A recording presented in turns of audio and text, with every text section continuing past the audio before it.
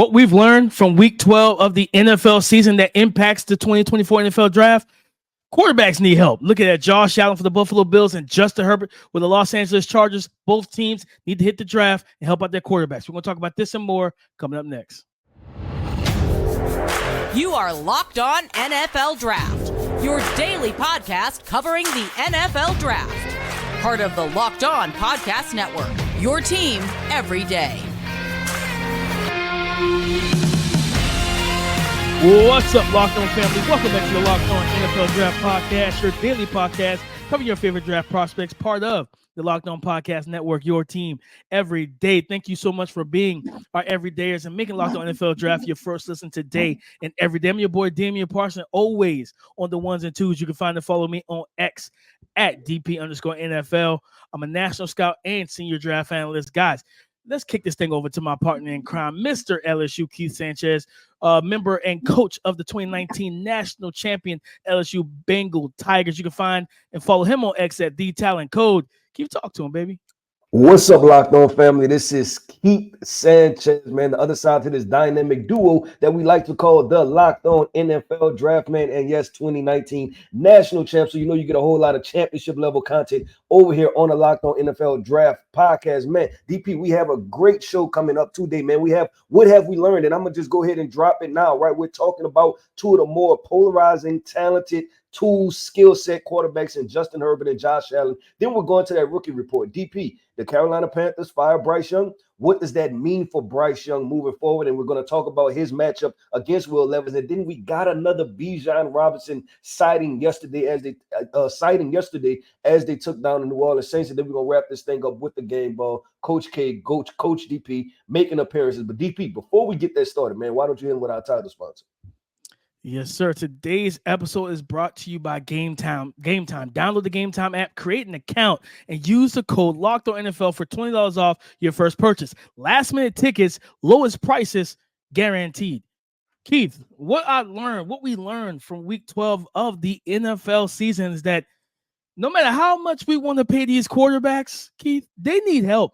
And it kind of goes to what I've been saying for the longest. They are the most dependent position in all of sports, because they need all 10 players on the field with them.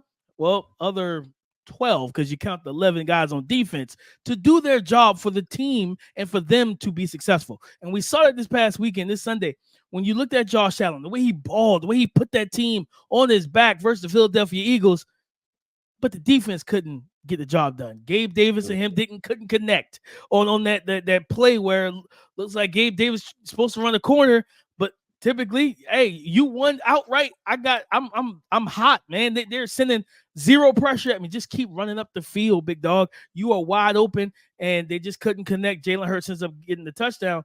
Justin Herbert, against the Baltimore Ravens, they could barely get the run game going consistently all season. Not having enough weapons. Of course, they drafted Quentin Johnston. There's not enough trust and chemistry between these two young players. At the end of the day, man, what I learned and how it impacts the NFL draft, to me, Keith, both teams have to hit deep. The Chargers got to hit defense, first off. The Chargers got to hit defense. Both teams need to hit defense, Keith. I'm not going to lie. Defense. But I think the Bills will also go wide receiver. They got to go to the 2024 NFL draft and help out their star quarterbacks. Yeah, I agree. So the Buffalo Bills, they need to do almost what the Packers did and made a concerted effort, right? Like a clear effort to upgrade this wide receiver room. And honestly, DP is more so upgrading it from the perspective of what are we adding to this, right? Because this trio, and we always say the wide receivers need to complement each other.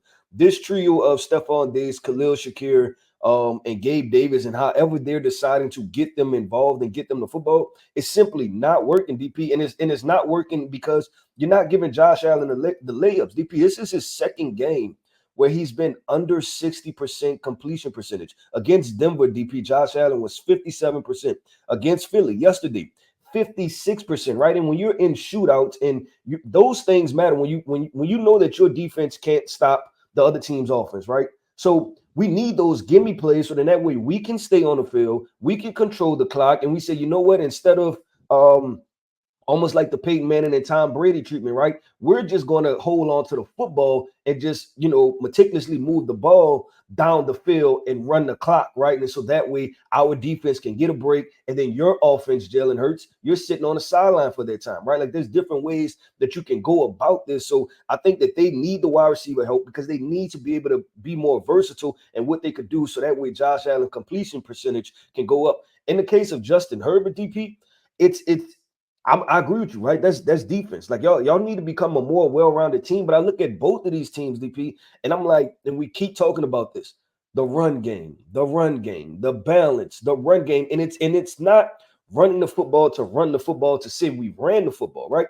But it's running the football to establish a mentality. Like even when you think about Lincoln Riley and his time at Oklahoma, right? And they'd be like, oh, they lead the team. They may at some point led the Big 12 or had like a 200-yard rushing game. And it's like, see, they do run the football. And it's like, nah, it's not the same, right? When they run the football and when teams like Bama, Georgia run the football, it feels different, right? It's a different approach to it. So I think that in the draft is still making a concerted effort to get those big boys up front. So that way these quarterbacks can be balanced in their offensive approach to where they don't have to week in and week out put everything on their shoulders. But DP, when it comes to drafting quarterbacks, is there any learning lesson to take from this, right? Because we talk tools and man, they're the most talented quarterbacks in the NFL, but between the two of them, I think they have 0 AFC championships, right? Like appearances, not even 0 AFC championship appearances. They have over $400 million probably guaranteed between the two of them, right? We say like we praise them as the most talented quarterbacks. Is there something to learn when we talk about the draft process with the quarterbacks with the tools versus other quarterbacks are just getting the job done? Is it more roster management? What do you take away from this? I mean, Keith, I think when it comes down to these type of quarterbacks, what I take away is, of course, we look at what can be taught, right? And it's the mental side of the game. Like that part can be, you can adapt to that, right? Because they have the tools that you can't stretch Tua Tagovailoa from 6 foot to 6'5" and make him 245 pounds with an elite rocket, a 99, mile per hour fastball. You can't do that to Tua, right? But it's the process, right? Like not bailing out clean pockets, the things that you have to coach up, the things that you have to kind of hold them accountable for. And I saw even with Josh Allen, like there were times when he dropped back and this man did not give the offensive line or the routes much time to develop against the Eagles at times. And he just bailed, right? And it's like, okay, I get it. Like that's the thing with these toolsy quarterbacks. You always have to. It's a fine line. Mahomes is the same way, right? That backyard again type game where it's like, man, I could do some of the stuff you do at the Turkey Bowl with your cousins and your uncles. Spinning around, what they say, pirouetting, doing the ballet stuff in the pocket, spinning around, getting out of the pocket, making plays on the run. But I do think that just kind of holding these guys in and say, listen, trust the O-line, right? Get through the first to the second read before you bail, right? And make sure that you're not bailing a clean pocket and bringing pressure to yourself, because once you get out of the pocket, you're not as protected as you are in the pocket. So I think that's a big thing, is that these guys who are dual threat, they tend to lean on their loins, man. They tend to lean on their athleticism, because it's like, man, I like we're playing Monopoly. I gotta get out of jail free card every snap, and that's my athleticism. That's my strength, my size, the things that God has gifted me with. Now let's just play from the neck up. But we talk about the Bills real quick, Keith. The Bills are 1-4 away from home. They're 1-4 on the road. What's the old cliche, Keith? Keith, you're a coach. What's the old cliche? What travels? Run game and defense. Now, Keith, when you look at that run game they had on Sunday, they had 40 carries, 173 yards, 4.3 yards per carry, 2 touchdowns. Off the cuff, that was like, man, DP, they ran the ball well. Yeah, not so much. James Cook, Latavius Murray, Ty Johnson, all under 3.5 yards per carry. James Cook, 2.7. Latavius Murray, 3.3. Ty Johnson, 3.2.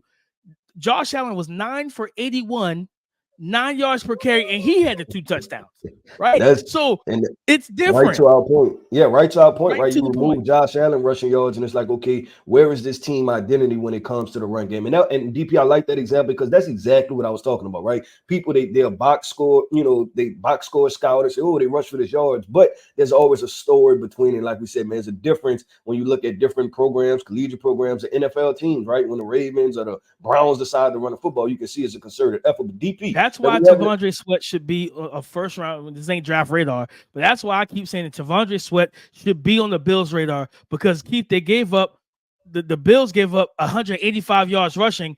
DeAndre Sweat had 14 for 80 5.7 yards per. Right, and then you got Jalen Hurts. They got to get tougher on the interior defensive line. Tavondre Sweat, I know he's not a polarizing. It's not a was a glamour position. But you need somebody big on the interior to stop the run, man. Yeah, I agree 100% with DP. Let's keep this quarterback conversation going, man. We had 2 rookies face off. We had Bryce Young. We had Will Levis. Bryce Young no longer has a head coach, right? So we're trying to figure that part out too. But we want to have this conversation and continue this conversation about the quarterbacks. So stay tuned because we're going to talk about those quarterbacks in the rookie report coming up next. You shouldn't worry when it comes down to buying tickets to your next big event. But if you wait to the last minute, you will, because you're trying to compete with other buyers. You're trying to find the best deals, and you're trying to avoid being scammed or dealing with scalpers.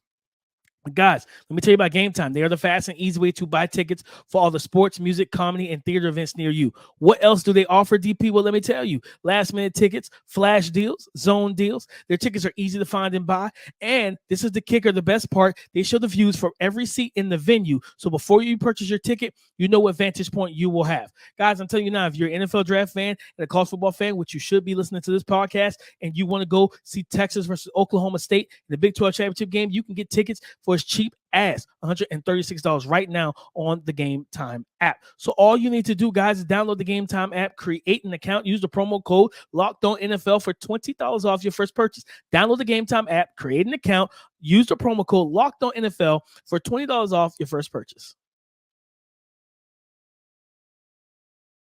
Bryce Young, now Frank Reich's been fired, Keith, and it's something that we kind of saw coming, but it's like, how does this impact Bryce Young, right? Thomas Brown's going to be the offensive coordinator, the play caller, right? Jim Caldwell's going to be the basically senior assistant and everything. So he's going to be like right in the ear of Thomas Brown. But all this tells me, for me, Keith, is like, for one, they got to get Bryce to a level of comfort going just to close out this season, right? But also, now you get to really put some pressure. Like, to me, you get to really put pressure on these young guys. Jonathan Mingo, TMJ, all these receivers, tight ends included. You got to let these guys know everybody's job is on the line for 2024, the back end of this stretch right now. Yeah, I agree, DP. And so I was watching ESPN yesterday, and Rex Ryan was talking. He was talking about Bryce Young and the issue, right? And he made the statement that Bryce Young simply can't get it done because he's too small. And I disagree with that statement 100%. And I agree with where you're going with this conversation, that this needs to be what are the weapons? What are the offensive line? What does that look like around Bryce Young? And honestly, there are elements to this to where it just simply needs to be wholesale changes, right? To where it like everybody, it's almost like trials, right? Like high school trials. Like, can you make the team? And if not, we're moving on and finding something different. And it's unfortunate because you look at the Carolina Panthers, they would have the #1 overall pick, right? To where you can trade out of that. You don't have it though. You have Bryce Young. You traded it last year. Whatever. It's done now. Now you're worrying about getting your franchise guy and getting him moving forward. And I looked at guys like Jonathan Mingo, right? Like, what are you going to do? You were the second round pick, right? What are you going to do? You have to show up and show out. I just look at that whole situation, DP, for Bryce Young, and you talking about from a draft perspective. And it's just unfortunate, right? But we've talked about this from week one. And it was like they lost week one, week two didn't look good. You seen it in the summer. It was like, I don't care for this. And we was like, the crazy part is they can't fix this. This is so and when we talk about the rest of the season, I don't think what is the play call and what play can you call if the defense is going to play man and just pressure wide receivers and then they can't get open? There's not a play call for that, right? Like there's only so many rub routes and pick routes that you're going to do. There's only so many mesh concepts that you can run. So it'll be interesting to DP to see what they do in the offseason. But I want to transition to Will Levis because they won, right? Which elevates them in the draft order, right? Like elevates them the opposite way, like they go down the draft order. They have like the 10th pick right now. Yeah, and so with the Tennessee Titans in week by week, right? And I said this is going to be an intriguing conversation. When we continue to check in and you watch Will Levis, do you see anything? Do you see growth there? What do you see from him in that conversation? Well, one thing I will say I like what I've seen from Will Levis, keeping on watch the tape, is that like he gives them a distinct floor and a high ceiling. And what I mean by that is with Derrick Henry and what they have in place, right? A game like yesterday where you look at the stat line, 18 to 28, 185 yards, 6.6 yards per, and everything like that, right? And 0 touchdowns, 0 interceptions, right? But if he needs to play that game manager role, he could. And he can do it well, right? That's kind of the offense that he was kind of built in, at Kentucky with Liam Cohen and then Rich Scangrello his last year, is that under center, play action, rely on the run game, hit the quick options, the quick flats, different things of that nature. And it's like, that works. He knows how to do that. But then he also has the physical tools where it's like, if you can protect him, get him some more weapons, and then he can push the ball down the field. Now, I will say one thing he did against Carolina, he had a couple deep misses, and that's been an issue for him his entire career in college. The deep ball accuracy listen, take out that Atlanta Falcons game because guys were running butt naked, open down the field, right, wide open. And it's like when you take away that and you tell me that, okay, now hit a guy down 40 yards down the field outside the numbers, and he only got a step. And it's like Will Levis doesn't consistently do that just yet, but there's a distinct floor and a ceiling, which gives you hope for him. But they just got to do something because that O-line is still rough. That's why I was going to talk about them from the draft perspective. It's like, okay, cool. If you're drafting and you feel like you have Will Levis as a trailer, right? And he's the trailer type situation and he's the game manager, right? Then you have to get a better team, right? Trailers, yeah. they need a truck, right? They need a truck and a hitch, but it has to be a good truck and a good hitch, right? You can't have a bad trailer and a bad truck. You're gonna get bad results out of that situation. So I just think it's tough for Will Levis. And I forgot who tweeted this out yesterday. I can't remember, but it was like watching Will Levis stand in the pocket, right? He is almost like a extra concerted effort to just stand in the pocket, right? I'm not going to where somebody may take my head off, but I'm going to prove to y'all that I'm tough and I can stand in the pocket and take a hit. And it's almost like, Will, we actually don't need you to do that. Like you can escape the pocket, right? Will. Like everybody talks about, right, that you're a decent athlete. How about getting out of the pocket, right? So I think things like that can help elevate Will Levis's game. And then also, when you see him escape the pocket, that's your potential for your big time plays, right? But you're not allowing that to kind of manifest it because you're standing in the pocket, and if they know exactly where you are, they're gonna come get you. So there's no off script plays and no potential for big plays. But DP, talking about big plays, Atlanta Falcons. Bijan Robinson, he had a really good game yesterday. We're talking about the rookie report, right? I believe he had over 90 yards rushing. He had 16 carries for 90 yards rushing, 1 touchdown, and then he also had a receiving touchdown on a wheel route. It appears, Atlanta Falcons, that if you get Bijan Robinson involved, good things happen. Now, with the Atlanta Falcons, they've drafted Kyle Pitts, they've drafted Drake London, they've drafted Bijan Robinson.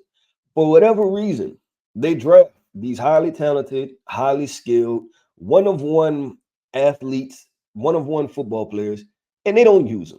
So I don't get it. Right, but I wanted to highlight Bijan Robinson in the rookie report because he showed up once again. And this is a guy that, honestly, in my opinion, he should have had the same rookie season that Saquon Barkley had as a rookie, right? That Ezekiel Elliott had as a rookie, where these guys just consistently feed these guys. But that is not the process. I don't know what Arthur Smith is doing.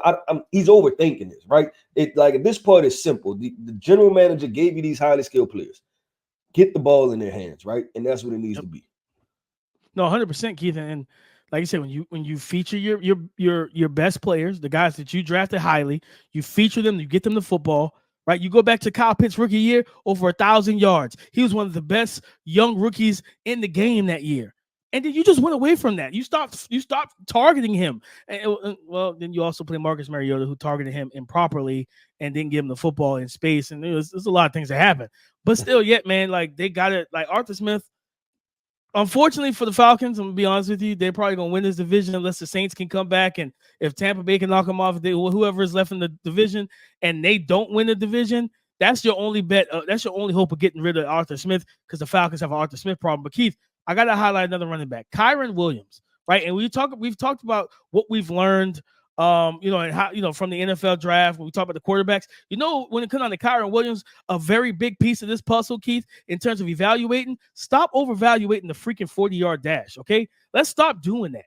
Like it's comical at this point in time that we value a darn like a time. Like, oh, this is how fast he ran out of a track stance. When is he ever going to be in a track stance on a football field? When is he ever going to be like he's running the 4x1 or the 100-meter dash? He's never going to be that.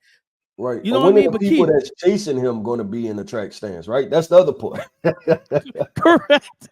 The defensive lineman, man. But you look at what this young man has done, right? 5'9", 194 pounds. People are like, oh, he's too small. 113 carries, almost 600 yards, 599. And he's missed a couple games. I think he's missed like 4 because of an injury, right? 6 rushing touchdowns, 5.3 yards per. He has 3 100-yard games this season, Keith. 3 of them this year. Right. He also has 3 receiving touchdowns. He's catching the ball out of the backfield. He's been one of the better playmakers for the Los Angeles Rams. So when we get to the draft, man, you see some of these running backs, weigh in and measure in, and they don't run a 4.3 or 4.4. Understand something. That's testing time.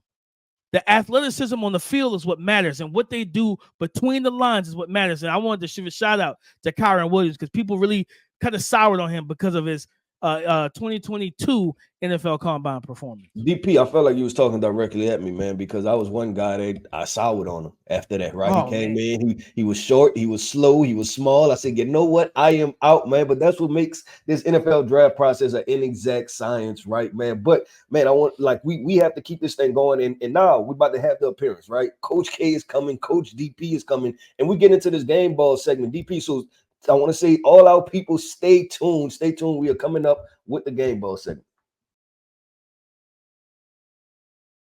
As the weather gets colder, the NFL offers stay getting hotter on FanDuel, America's #1 sportsbook. Guys, right now, new customers can get $150 back in bonus bets with any winning $5 money line bet. Let me repeat that. New customers right now can get $150 back in bonus bets with any winning $5 money line bet. That's $150 if your team wins. If you've been thinking about joining FanDuel, first things first, why are you still thinking? Put some action to it and go do it. Secondly, there's no better time or place to get in on the action. The app is super easy to use. There's a wide range of betting options, including spreads, player props, over-unders, and so much more. So all you need to do is visit FanDuel.com/locked-on and kick off the NFL season. That is visit FanDuel.com/locked-on to kick off the NFL season, because FanDuel is the official partner of the NFL. Coach K, who receives the game ball week 12 in the NFL? DP, it is Jalen Stone Cold Hurts. I am giving the game ball to, man. This guy, we continue, not we were talking about the media, right? Like, continue to find reasons why he isn't that good. Yeah. And the truth is, he's that good, right? Like, just let it, playing the game of football, he's that good, right? And we go to, oh man, well, look at the receivers he has, or look at the run game, or look at what Nick Sirianni does, calling plays, right? And his offensive design. And it's like, but you watch Jalen Hurts play the game of football, and you just like, you know what? I just want that guy as my quarterback, point blank, period. I'm going to throw everything else out the window if you don't feel like he's the most accurate and intermediate of, just different things that they nitpick. But at the end of the day, this guy's a winner. And that's what game balls go to. They go to winners. And Jalen Hurts is a winner. And you tweeted out, DP, I was watching your Twitter, DP, and you tweeted out and you said, what? The Philadelphia Eagles look like they're on their way back to the Super Bowl.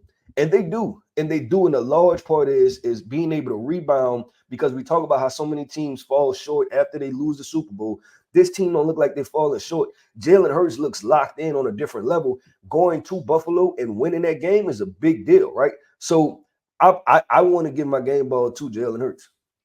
No, I love that, Keith, because again, and I loved how you said Jalen Stone Cold Hurts. This young man does not waver. He does not blink.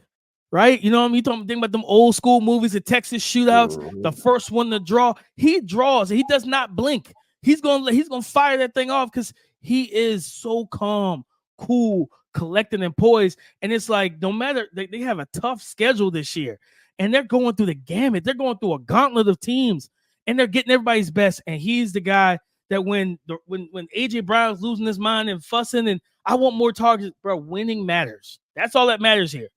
Relax. We're going to get you the football, big fella. But we got to do whatever we have to do to win this game.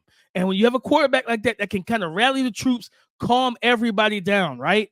Like we've seen it. We've seen it with other great quarterbacks, the Tom Brady's, the Peyton Mannings. Yeah, they can get fired up as well. But when they can go and tell everybody, listen, we're not out of this. Listen, because they were down in that game. You know what I mean? Against the Buffalo Bills like early in that game. They were down, I think it was like 17-7 or something like that. They were down and trailing. But when you have a quarterback that knows that he can get the troops going, I love that, Keith. For me, I got to go to a rookie. And I could have brought him up in the rookie report, but I wanted to give him the game ball instead. That's Rashee Rice, man. Wide receiver for the Kansas City Chiefs, Keith. And for me I know Pat Mahomes is going to get all the talk, right? 298 yards, 2 touchdowns. He showed up in the second half. But Keith, Rashee Rice, 8 receptions, 107 of the 298 yards that Pat Mahomes threw. And he caught one of the 2 touchdowns that Pat Mahomes threw. And I tweeted this out. Andy Reid, let's stop playing with this. Rashee Rice is your wide receiver 1. He needs to be treated as such. The target share should be as such. The route concepts should be as such because he's the guy that you really can rely on. He had, outside the numbers, in the slot, run after catch, ball skills. He has all of it. The play he was able to make last Monday night against Darius Slay, right? Like he could do a number of things for you. Feed him the ball. Let's get him the football because he's just that good, man. So I wanted to give my game ball to the rookie, man, wide receiver, and the Chiefs wide receiver 1, even if they don't know that he is their wide receiver 1, Rashee Rice, because this young man is balling when they give him the targets. Yeah, man, that's so important. We know that how important it is for the Kansas City Chiefs to have another guy emerge, right? And we're hoping that we're seeing that because obviously we want to see the Chiefs be competitive, get to the playoffs. But they're going to be competitive, but be one of those top-tier teams to see who can knock them off, right? That's what's going to make the playoffs such a fun situation. But DP, talking about a fun situation, we always having fun over here, man, at the Locked On NFL Draft Podcast. I want to say shout out to our everydayers. Thank you for tapping in, man. If you're not subscribed to it, go ahead and subscribe to the channel. Can you like? Can you comment, man? Talk to us because we like to talk back, man. I am Keith Sanchez. You can find me on X at The Talent Code. You can find Damian Parson on X at DP_NFL. Like we always like to say, man, y'all come talk to us because we like to talk back. Go subscribe and follow for free on YouTube or wherever you listen to podcasts. Get the latest episode as soon as it is available. Thank you so much for being our everydayers and making Locked On NFL Draft your first listen today and every day. Listen, guys, we're getting ready to get into championship weekend in college football. So the rest of this week, we're talking prospects in these games. So tune in tomorrow, all right? Come and join the conversation again tomorrow on the Locked On Podcast Network, your team every day.